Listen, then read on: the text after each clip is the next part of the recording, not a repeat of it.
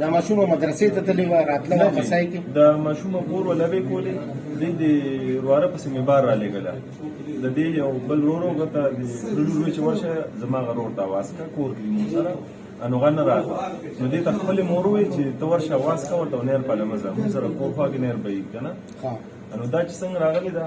نو زمونږ ذهن دا وینو به تاسو ملزم نه دغه وکړي چې دا دغه ته نه را رسېدلې کوم پاټلای چې د سرکاري ملک چې دی زمونږ داسې خوا کې یو ځای دی دا دغه ځای نه دی ملزم زما چې کوم ذهن دی 100% که نه د دغه ځای نه ته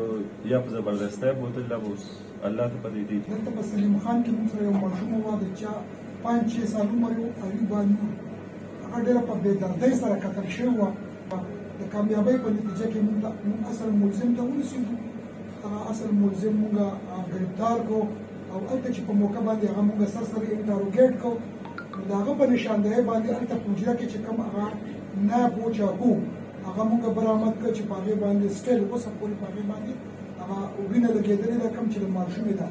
بیا د هغه په پوینټیشن باندې موږ ولګېدو هغه کپړې موږ د هغه د کور نه برآمد کړې هغه کپړې هغه وینځلې شوې وې د هغې باوجود د هغه وینځلو کپړو باندې هغه داغونه سکن اوس هم موجود دي چې کوم د هغې د ماشوم د وینو یا د هغې د ده نه چې کوم هغه منی ټایپ هغه دغه وتې دي نو هغه موږ برابر کړي ملزم ستاسو بلکل زموږ په بیت باندې د هغې موجود دي باقاعده پراپر طریقې سره یې کنفیشن وکړو د پولیس د وړاندې چې واقعي د ماشومه چې